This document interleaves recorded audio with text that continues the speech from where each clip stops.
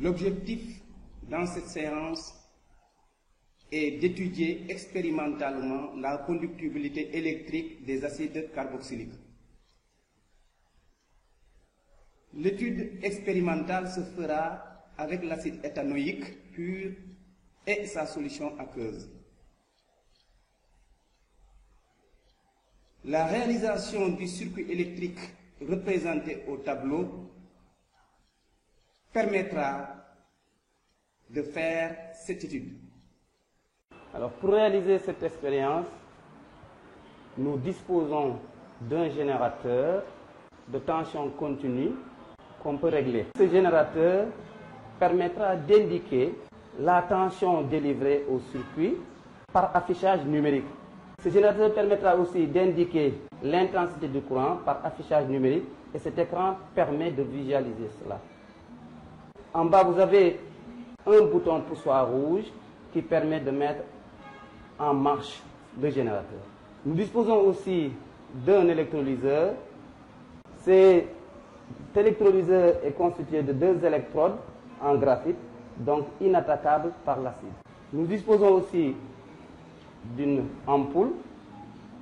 Son rôle est de déceler le passage du courant électrique dans le circuit. Nous disposons ensuite d'un interrupteur, des fils de connexion, une bouteille d'acide éthanoïque pur.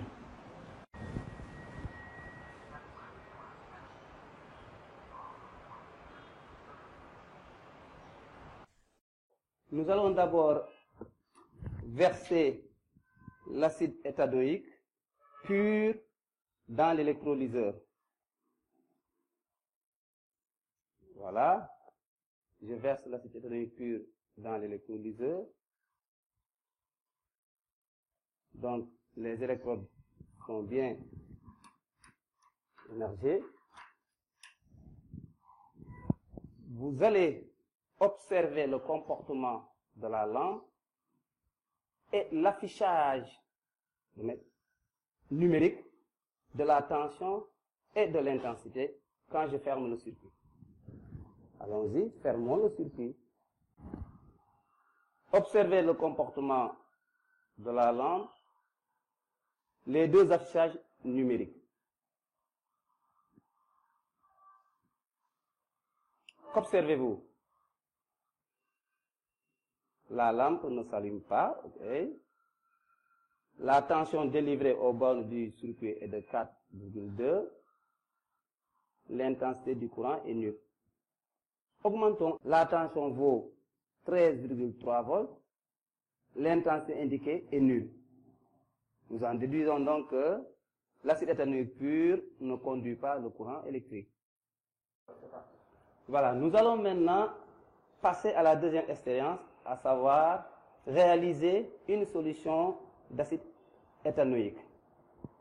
Introduisons donc le contenu du bécher, qui est de l'acide éthanoïque pur, dans de l'eau distillée que vous voyez ici en face de vous.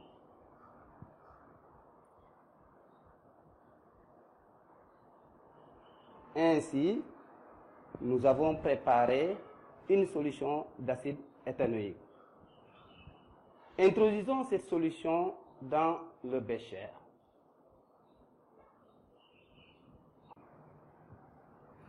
Fermons le circuit.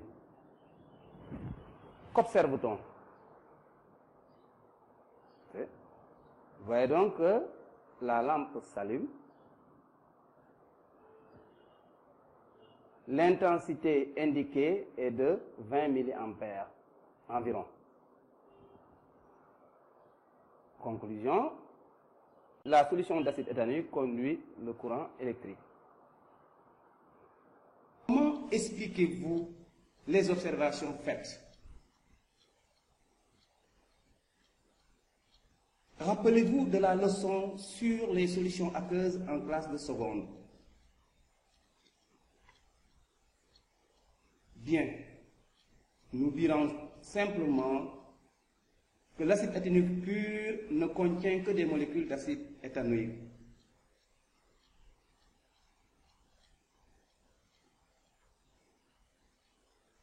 alors que sa solution aqueuse contient des ions. Ces ions sont l'ion éthanoate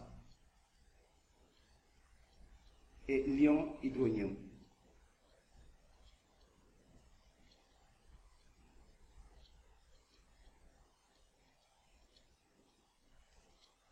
Ils sont produits par la réaction entre l'acide éthanoïque et l'eau. Cette réaction, appelée réaction d'ionisation, est traduite par l'équation de bilan.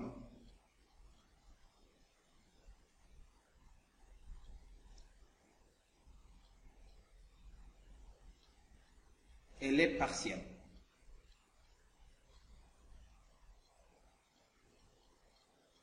À partir de cet exemple, nous pouvons alors généraliser en ces termes.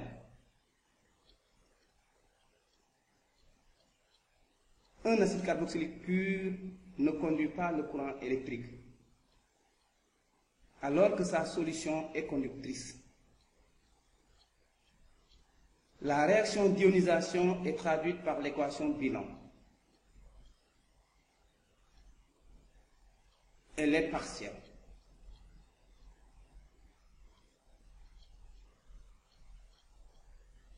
Une remarque importante qu'il faudra noter pour cette réaction est la production des ions hydronium. Elle met en évidence le caractère acide des acides carboxyliques.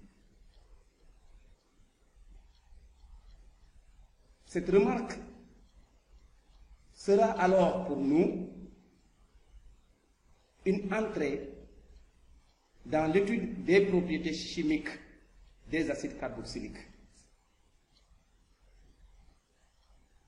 Dans la suite, nous confirmerons expérimentalement deux propriétés acides des acides carboxyliques avant de passer à d'autres propriétés chimiques.